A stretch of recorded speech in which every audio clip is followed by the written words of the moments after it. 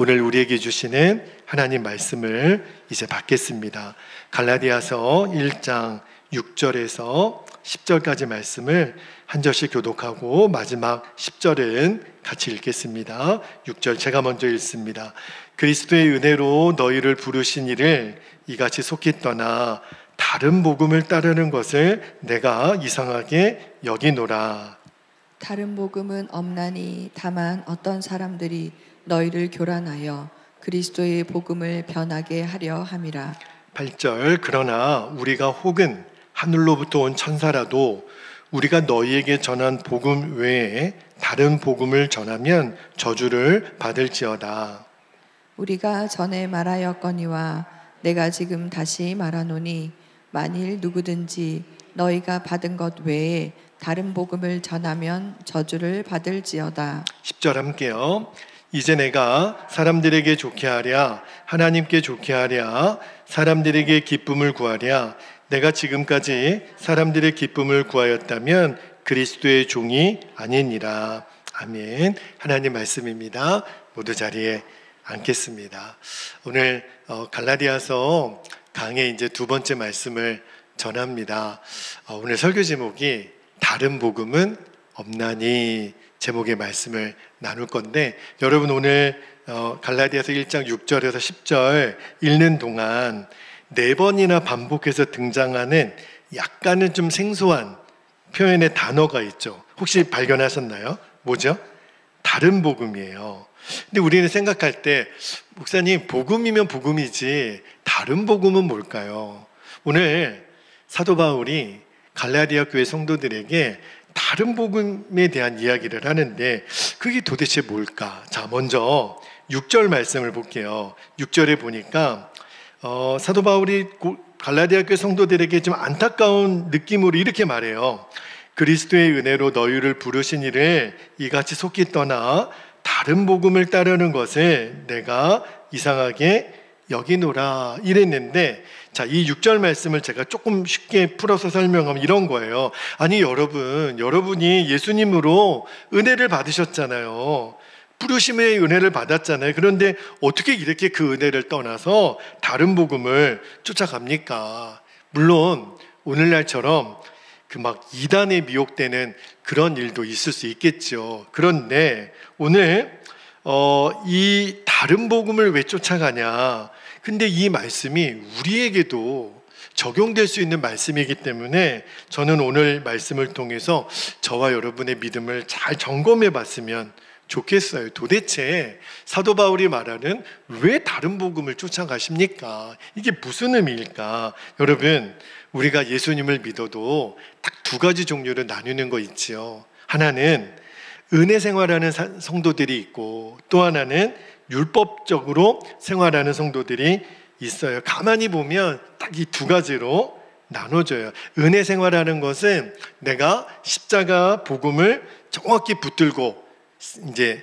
신앙생활하는 사람이 은혜 생활하는 사람이고, 이 사도 바울이 말했던 다른 복음을 쫓아가는 사람이 바로 이 율법 생활을 하는 거예요. 그런데 지금 한국 교회에 대다수, 제가 뭐 퍼센테이지로 이렇게 나누면 좀 어폐가 있을 수 있겠지만 한 70% 이상은요, 대부분의 성도들이 이 율법 생활에 지금 빠져 있어요. 그러니까 지금 바울이 갈라디아 교회 성도에게 안타깝게 전하는 말씀이기도 하지만 그대로 우리 지금 한국 교회 성도들에게 하시는 말씀이기도 해요. 자, 그러면 이제 여러분에게 다른 복음, 그러면 율법적인 신앙생활을 하는 것은 어떤 스타일인가, 그 말씀을 좀 드릴게요. 이런 거예요. 한마디로 말하면은 내가 신앙생활을 열심히 하고 하나님 말씀을 잘 지키면 하나님 나를 사랑하시고, 그러니까 신앙생활을 열심히 한다는 게 뭘까요? 여러분들 기준에 의하면 일단은 예배 열심히 참석하는 거죠. 그리고 헌금 생활도 열심히 하고 전도도 열심히 하고 봉사도 열심히 하고 목회자가 말하는 것에 잘 순종하고, 그러면 열심히 신앙생활 하는 거잖아요. 우리 기준으로 보면 그러면 하나님이 나를 사랑하실 거야. 그런데 그렇지 않으면 예배도 잘 참석 못하고 헌금 생활도 잘 못하고 봉사도 못하고 전도도 못하고 목회자 말에 잘 순종도 못하고 그러면 우리들 마음이 어떤 마음이 있냐면 에이 그런 사람은 하나님도 별로 안 좋아하실 거야 이런 생각이 있죠. 이게 바로 전형적인 율법 생활을 하는 사람들의 기본 사고 구조예요. 그래서 심지어는요 이런 어떤 눌림에 빠져 있으면 많은 성도님들이요 지금 죽어도 천국 갈 수 있는 확신이 있습니까? 그러면 잘 모르겠다 그래요. 그걸 어떻게 안 했냐고 그래요. 정말 너무너무 답답한 노릇이죠.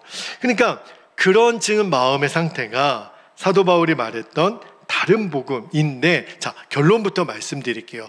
여러분, 절대 그렇지 않습니다. 하나님은 우리가 어떤 행위로, 우리가 어떤 신앙생활을 잘하는, 겉으로 돌아가는 기준에 의해서 우리를 사랑하시고, 우리를 덜 사랑하시고, 그런 분이 아니에요. 저와 여러분은요, 이미 예수님을 나의 구주로 영접하고, 다 여기 계신 분들은 세례를 받으신 분들이잖아요. 그렇죠? 여러분들은 이미 구원받아 하나님의 자녀가 됐습니다. 할렐루야. 이거는 이루어질 거다가 아니라 이미 이루어진 완료형이에요. 여러분, 하나님이 여러분을 보실 때 내 말대로 잘 사나 이번 한 주간도 내가 여기 성경에 기록한 대로 베델교회 성도들은 잘 사나 이렇게 하나님이 늘 지켜보시면서 그렇게 못 살면 혼내고 그런 하나님이 아니에요. 우리는 기본적으로 예수님이 내 죄를 사해 주신 것을 믿고 예수님 영접하여 하나님의 자녀가 됐잖아요. 그거 하나만으로 하나님에게는 다른 아무 조건이 필요가 없어요. 하나님에게서는 저와 여러분이 눈에 넣어도 아프지 않을 너무너무 소중한 하나님의 자녀들이, 이게 바로 복음이에요. 근데 이 복음을 성도들이 모르는 바는 아닌데 그거를 누리지 못하는 게 문제예요. 제가 여러 번 말씀을 드리지만 여러분, 우리 자녀들을 한번 볼게요. 자, 부모 기준으로 우리 자녀들을 볼게요. 여러분, 부모 기준에 보면 여러분의 자녀들은 부모된 여러분의 말을 잘 듣습니까? 잘 안 듣습니까? 뭐 고개를 안 끄덕이셔도 돼요. 자, 솔직하게 여러분의 자녀는 여러분의 말을 잘 듣습니까? 근데요, 자녀들 입장에서는 그렇게 절대 생각 안 합니다. 나 같으면 내가 우리 부모님 말씀 잘 듣는다고 생각해요. 그죠? 근데 부모 입장이 돼보면 안 그렇다니까요. 아니, 얘가 무슨 청개구리 띠인가? 어쩌면 부모가 하는 반대로 사는지. 근데도 부모 말 그렇게 지지리도 않는데도 밤에 학교 갔다 오면 밖에서 문 두들기면서 엄마 아빠 나 들어가도 돼요? 안 물어봐요. 그냥 띠띠띠띠 누르고 지가 들어와요.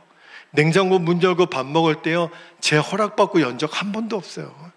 없으면 뭐 자기가 원하는 거 없으면 없다고 막 모르고 그럴진정 허락받고 먹은 적 없어요. 그냥 식탁에 딱 앉아서 때가 되면 밥 대령해야 당연한 걸로 알아요. 근데 여러분, 이게요, 자녀가 누리는 권세예요. 왜 그러냐면 엄마 아빠는 나를 사랑한다고 믿으니까.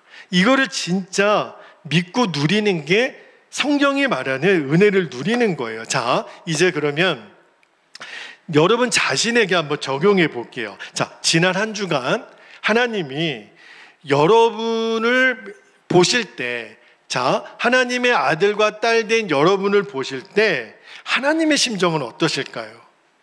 여러분은 지난 한 주간 자녀들은 부모들에게 이만하면 말 잘 듣는 줄 안다고 생각한다고 그랬잖아요. 그러면 하나님 아버지 앞에 여러분들은 하나님이 점수를 매긴다면 몇 점 정도 받으실 것 같아요? 여러분, 하나님이 우리에게 점수를 주면 몇 점이나 주실까요? 근데 아마 여러분 중에 목사님 저 50점도 못 맞을 것 같아요. 제가 그냥 예배 드리러 여기 앉아내 있지만 하나님이 다 보셨고 다 아시는데 제가 오늘 회초리 한 대 안 맞으면 감지덕지죠. 혹시 만약에 이런 마음의 두려움이 있다면 아직도 내가 은혜 생활하는 게 아니에요. 여러분, 오늘 우리의 마음은 어떤 마음이 되냐면, 기본적으로 우리 아이들이 밤에 집에 들어와서 문 열 때, 냉장고 문 열 때, 그때 그 심정으로 하나님, 저 왔어요. 하나님도 좋으시죠? 이런 마음으로 오늘 여러분이 와야 여러분이 지금 은혜 생활하고 있는 거예요. 근데 어떻게 보면은 좀 뻔뻔해 보이기도 해요. 우리가 이렇게 자녀들 보면 생전 정말 부모 속만 속이는데, 그래도 맨날 엄마 아빠 앞에서 엄마 나 이쁘지 이렇게 얘기하는 거 보면, 근데요, 그래도 부모 입장에서 보면 그 아이가 너무 이쁘죠. 만약에 밖에서 초인종 누르면서 엄마 아빠 나 들어가도 돼요? 냉장고 문 앞에서 가만히 기죽어가지고 나 여기 냉장고 안에 있는 수박 한 조각만 먹어도 될까? 이러면 여러분 마음이 어떨 것 같아요? 먹어. 네 거야, 네 거. 우리 집에 있는 거 다 네 거야. 여러분, 오늘 하나님 앞에 우리가 나올 때 기죽을 필요 없어요. 여러분이 어떠한 모습으로 일주일 동안 살았든지 여러분 오늘 하나님 앞에 나올 때 당당하게 나오시기를 축복합니다. 하나님이 그 사람을 기뻐하세요. 오히려 부모님이 애가 밖에 집에도 못 들어오고 밖에 서 있으면 너 왜 그래? 누려 너의 자녀됨을. 그 다음에 또 하나, 여러분 내가 지금 은혜 생활하고 있나 그렇지 않나를 간단하게 측정할 수 있는 기준이 있어요. 그게 뭐냐면 여러분의 얼굴 표정이에요. 여러분 오늘 교회 오시기 전에 거울 앞에 한번 서 보셨죠? 자, 거울 앞에 서셨을 때 여러분의 얼굴이 혹시 어떠셨어요? 은혜가 되시던가요? 여러분의 거울에 비친 여러분 자신의 얼굴이 막 이게 은혜가 넘치는가요? 여러분, 이 율법 생활하는 사람들의 특징이 있어요. 그게 뭐냐면 얼굴이 어둡습니다. 그리고 굳어 있어요. 희한하게요, 오랜 역사를 가지고 있는 교회에 가보면 장로님들이 대부분 그래요. 무서워요. 얼굴이 어둡습니다. 근데 여러분 그거는 절대 은혜 생활하는 사람의 얼굴이 아니에요. 여러분, 사람은요 진짜 기쁜 일이 있으면, 진짜 내 마음 안에 즐거운 일이 있으면 그거를 감추질 못해요. 절대로 엄숙한 얼굴 되지 못합니다. 자, 우리 성도님들 중에 손주를 보신 성도님들이 계실 거고, 이제 곧 또 손주를 보실 성도님들도 계십니다. 자, 우리 손주를 보셨을 때 경험을 한번 기억해 보시면, 여러분 내 자식도 그렇게 이쁜데요, 내 자식이 자식을 낳으면 이거는 감당을 못해요. 할아버지 할머니들, 이제 막 손주 본 할아버지 할머니들 얼굴 한번 보세요. 그 기쁨을 감출 수가 있을까요? 없어요. 여러분, 내가 지금 은혜 생활하고 있는 사람의 얼굴은 지금 막 손주 본 할아버지 할머니 얼굴 본 그 얼굴이 지금 내가 은혜 생활을 하고 있는 사람의 얼굴이에요. 그런데 문제는요, 세상 사람들이, 내 주변에 있는 사람들이 내 얼굴을 보고 그렇게 느껴야 그게 정상이라니까요. 근데 안타깝게도 세상 사람들이 우리 믿음의 사람들을 보고 이렇게 얘기해요. 왜 이렇게 어둡냐고, 왜 이렇게 싸나움냐고, 왜 이렇게 까다롭냐고. 그러면 여러분, 내가 지금 은혜 생활을 못하고 있는 거예요. 여러분, 거울에 비친 여러분의 얼굴을 보고 내가 은혜를 누려야 돼요. 한 가지만 더 예를 들어볼까요? 자, 예배의 자리에 나오는 우리의 마음만 봐도 내가 지금 은혜 생활하고 있는지 아닌지를 알 수 있어요. 뭘 보고 아느냐면, 여러분 오늘 교회에 올 때 여러분 혹시 기쁘셨어요? 대답을 좀 잘해 주셔야 돼요. 이 부분에 있어서는 목사가 시험에 들 가능성이 되게 높습니다. 여러분 오늘 교회에 오실 때, 교회에 오시기를 위해서 집에서 막 나오실 때 마음이 기쁘셨지요? 오늘 왜 이렇게 더워? 그냥 오늘 그냥 온라인 예배 드릴까? 너무 더워서. 여러분 혹시 오기 전에 오늘 예배 드리는 날이잖아, 나 빨리 가서 예배 드리고 싶어요? 아니면 또 오늘 주일이네, 오늘 또 교회 안 가면 목사님 전화 오실 것 같고, 또 오늘 주일날 예배 안 드리면 벌 받을 것 같은데, 여러분 만약에 이런 마음이 들면 내가 지금 율법 생활하고 있는 가능성이 높습니다. 또한 마지막 한 가지만 예를 더 들어볼게요. 우리가 하나님 앞에 예물을 드릴 때, 여러분 우리가 하나님의 첫 은혜, 첫사랑을 깨닫게 되면 예배 순서 중에 어떤 시간이 제일 기쁜 줄 아세요? 헌금 시간이 제일 기뻐요. 오해 없이 듣기를 바랍니다. 여러분, 제가 어렸을 때 잘 이해가 안 됐던 찬양이 하나 있어요. 그게 뭐냐면 내게 있는 모든 것을 아낌없이 드리네. 야, 이 찬양이 초등학교 다닐 때 이해가 잘 안 되더라고요. 아니, 내게 있는 모든 거를 어떻게 다 드려? 그죠? 나는 안 먹어? 나는 안 써? 근데 그 가사 2절에 보면 주를 위해 바치네, 이렇게까지 돼 있어요. 근데 여러분, 내가 은혜를 알고 하나님의 사랑을 깨닫고 나니까 그 찬양이 이해가 되더라고요. 자, 여러분이 오늘 예배 드리면서 요즘은 우리가 교회에 와서 내가 현금을 넣어서 직접 드리는 그런 헌금 생활 하시는 분도 계시고, 온라인으로 이렇게 송금하셔서 그 헌금하시는 분들도 계셔요. 다 좋습니다. 그런데 그때 제가 묻고 싶은 거는 그때 여러분의 마음이에요. 내가 하나님 앞에 드릴 수 있음이 기쁨입니다. 감사합니다. 이 마음으로 드리는 건지, 아니면 그냥 내가 그래도 직분자인데, 신앙생활하는 자인데 내가 그래도 이만큼은 해야지, 또 주보에 보니까 헌금자는 또 이름도 기록이 돼 있다는데 내가 체면이 있지, 이런 마음으로 드리는 거는 아닌지. 저는 여러분의 마음 가운데 내가 진짜 은혜 생활하고 있는 사람의 특징이 뭐냐면 그냥 하나님 앞에 드리는 게 기쁨이에요. 이거는 돈의 액수를 말하는 게 아닙니다. 어느덧 내가 사람에게 보이는 거, 내 어떤 의무감, 이런 것에 있다면 지금 사도 바울이 지금 그러면 다른 복음을 쫓고 있는 겁니다. 그 이야기를 하는 거예요. 갈라디아 교회 성도들이 처음부터 그러지 않았어요. 사도 바울이 갈라디아 교회는 이방 교회거든요.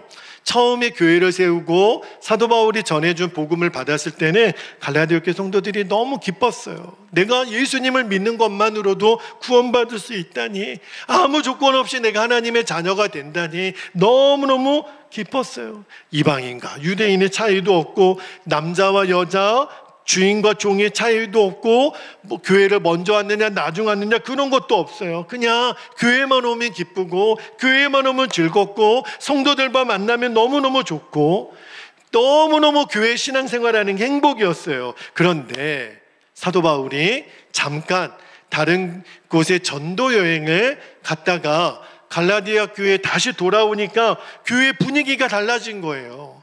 성도님들이 얼굴이 어두워요. 성도님들의 마음에 기쁨이 없어요.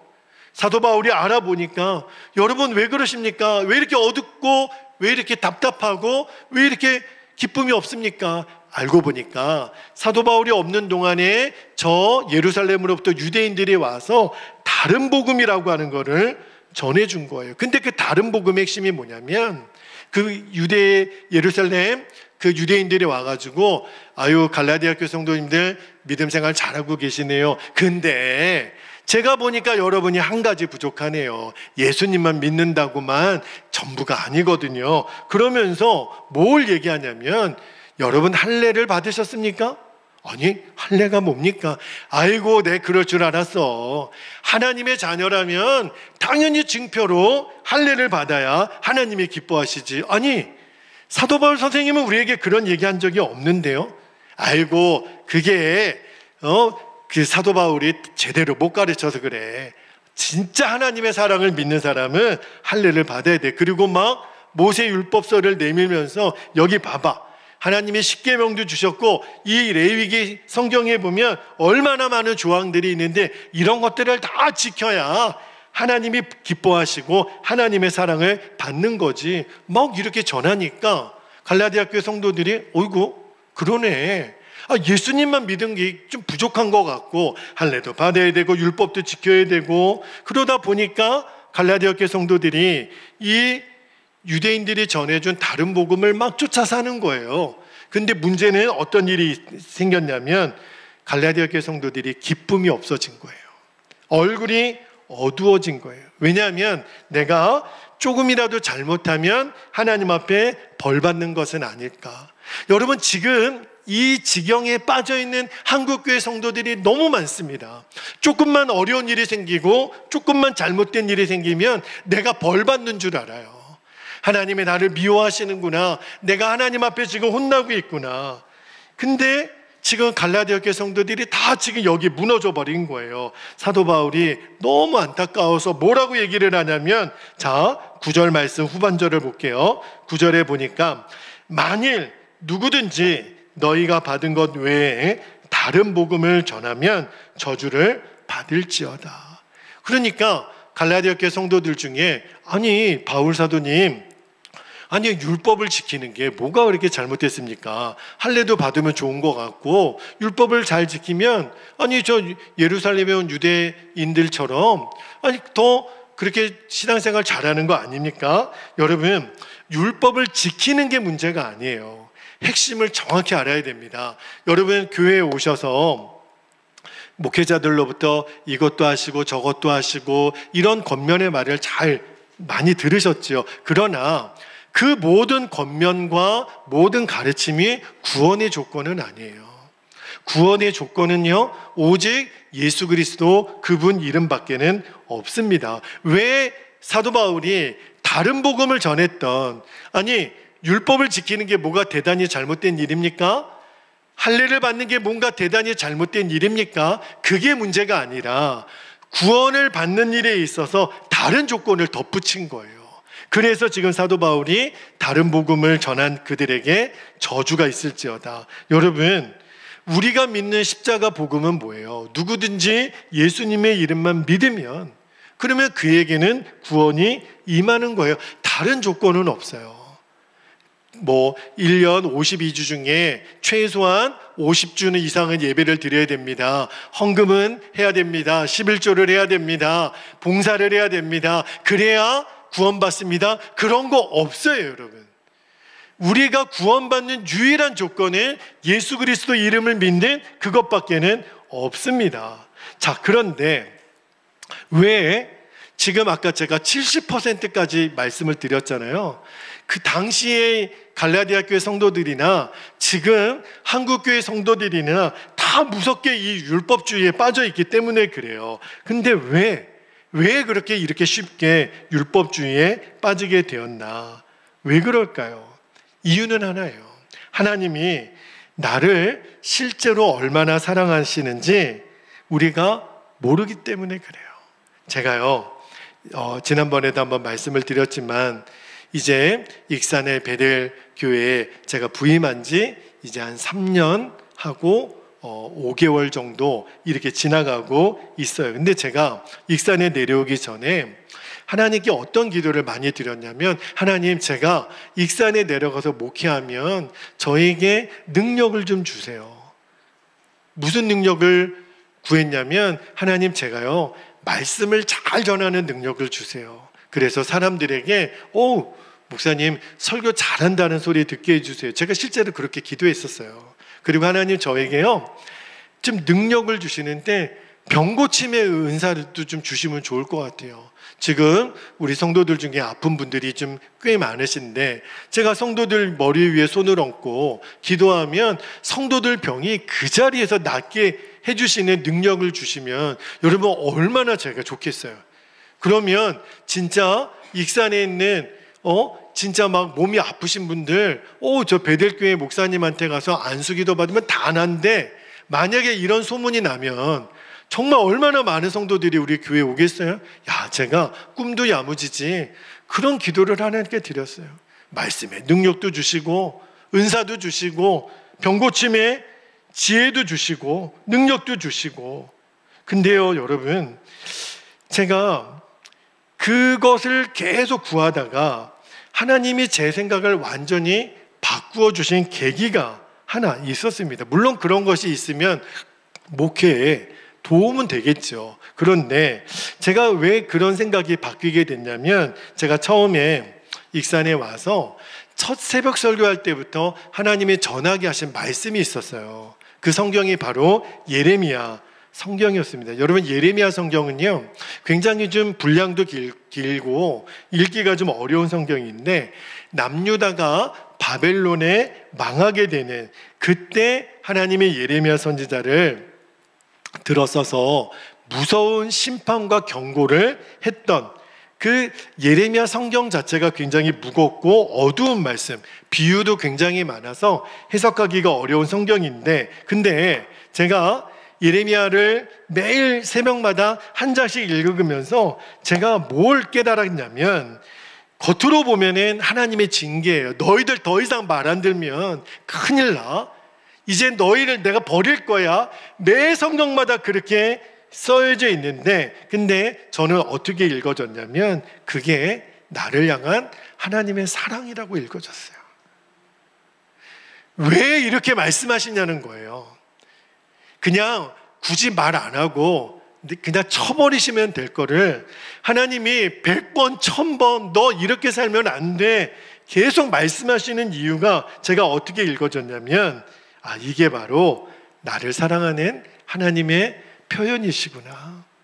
나를 사랑하지 않으셨다면 이렇게 말하고 할 이유가 뭐가 있겠어요. 그냥 끝내버리시면 되지. 근데 또 말하고 또 말하고, 근데 하나님이 제 가슴을 치기를 하나님의 사랑이라고 느껴지면서, 하나님의 사랑이 제 머릿속에서 맴도는 게 아니라 제 가슴을 친다라고 하는 느낌을 받았어요.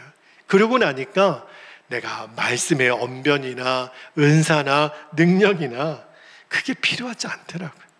그거를 내가 구할 이유가 없더라고요. 제가 구할 수 있는 거는 딱 하나밖에 없더라고요. 하나님이 나를 얼마나 사랑하시는지 그거 하나만큼만 제가 놓치지 않게 해주세요. 제가 그 하나님의 마음만 갖게 해주세요. 저는요, 여러분, 이게 굉장히 저에게 있어서는 놀라운 변화였어요.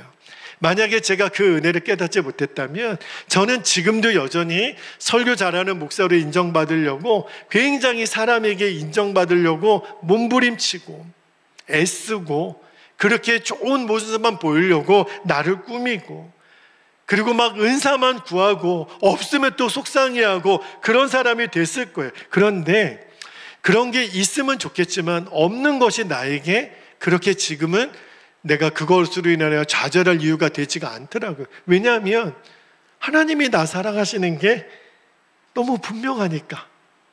그거 하나만 나에게 느껴지면, 그러면 내가 뭐 그런 것들이 없다고 한들, 내가 지금 내가 원하는 대로 되어지지 않는다고 한들, 여러분, 제가 그 사랑에 눈을 뜨고 나니까 제 자신을 바라보는 눈이 달라졌어요. 제가 제 자신을 얼마나 올감했는지 몰라요. 근데 이제는 제가 제 자신에게 관대해졌어요. 근데 그것이 또 어떤 변화를 저에게 줬냐면, 다른 사람을 바라보는 눈을 바꿔주셨어요. 옛날에는요, 얼마나 저도 좀 까다로웠냐면 그냥 기면 기고 아니면 아닌 거였어요. 내 기준에 마음이 안 드는 사람이면 그냥 아웃, 나 저 사람하고 이제 교제 안 해. 근데 이제 어떤 마음이 드느냐면, 아니, 내가 하나님이 아무런 기준 없이 나를 조건 없이 사랑하셨는데 왜 내가 다른 사람에게 조건을 들이미냐 말이에요.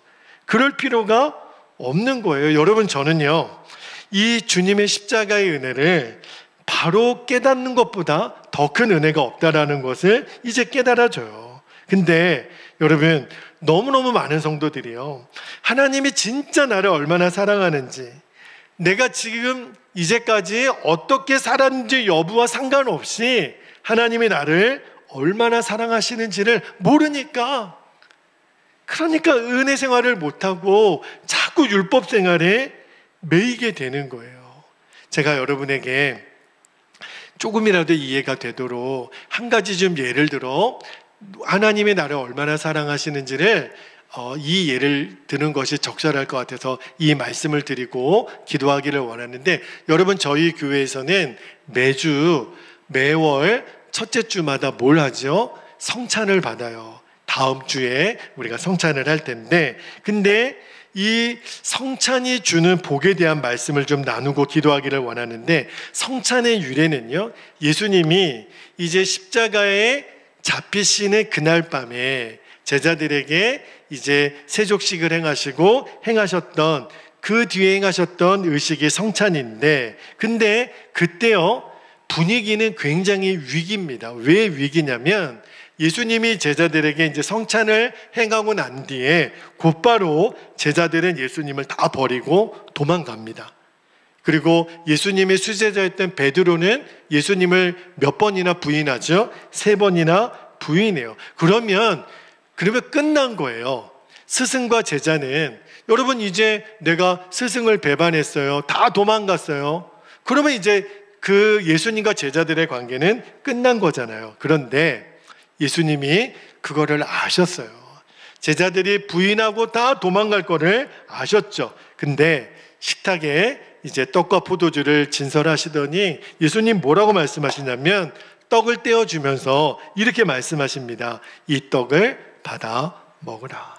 이는 너희를 위하여 주는 내 몸이다. 그러면서 떡을 먹게 하십니다. 이어서 포도주 잔을 주시면서 뭐라고 말씀하시죠? 이 잔을 받아 마시라. 이는 너희를 위하여 주는 내 피다. 그러면 제자들은 이제 떡과 포도주를 먹지만 영적인 의미로는 예수님의 몸과 피를 먹는 거잖아요.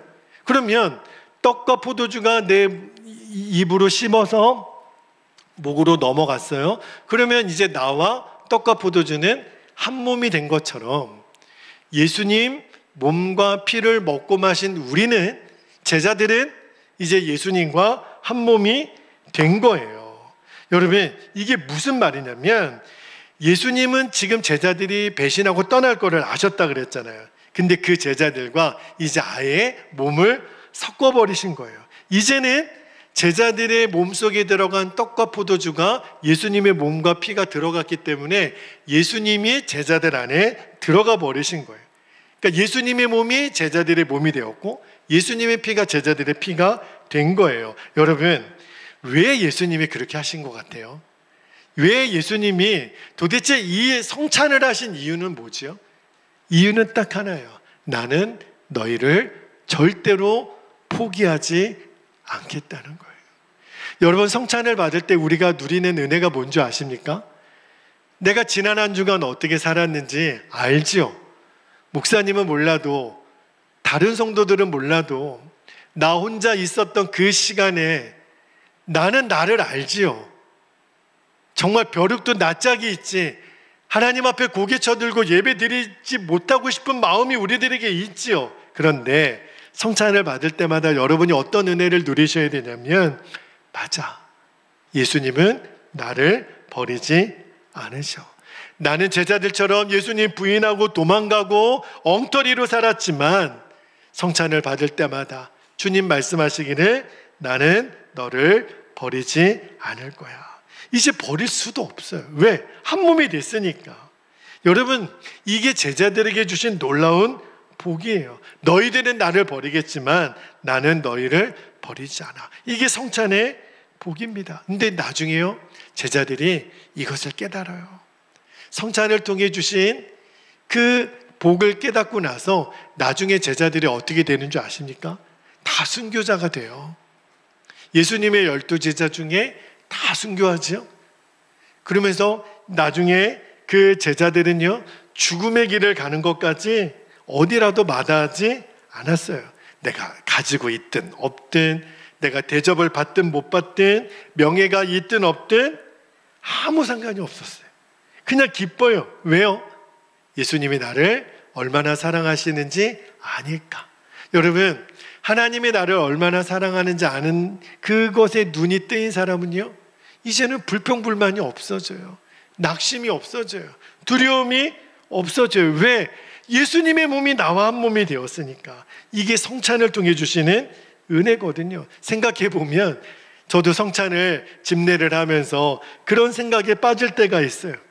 내가 정말 이 예수님의 몸과 피를 먹고 마실 자격이 있나? 근데 하나님은 매월 매 예배 때마다 그런 은혜를 주시는 거예요. 무슨 은혜죠? 내가 너를 버리지 않겠다. 네가 어떻게 살았어도, 네가 어떤 죄를 저질렀어도 부모는 자식을 버릴 수 없잖아요. 이미 나와 한 몸이 되신 그분이 나를 버릴 수 없는 거예요. 나 같은 놈도 하나 되시려고 예수님이 내 안에 오셨구나. 여러분, 이게 오늘 우리가 누려야 될 은혜예요. 사도 바울이 갈라디아교 성도들을 보니까, 여러분, 왜 제가 처음에 전했던 복음을 떠나서 왜 다른 복음을 붙들고 있나요? 여러분, 꼭 명심하셔야 돼요. 율법 생활하는 데서 이제는 돌이키셔야 돼요. 하나님이 나를 얼마나 사랑하시는지 지금도 하나님은 견딜 수가 없는 거예요. 막 손주를 본 할아버지 할머니들의 기쁨, 그것도 비교할 수 없어요. 눈에 넣어도 아프지 않을 그 하나님의 사랑은요, 지금도 여전히 유효하고 지금도 계속되고 앞으로도 변함이 없습니다. 여러분, 그 은혜를 누리셔야 돼요. 이것이 오늘 바울이 우리에게 전하고자 하는 말씀의 핵심입니다. 이제 우리 함께 기도하겠습니다. 여러분, 다른 복음은 없어요.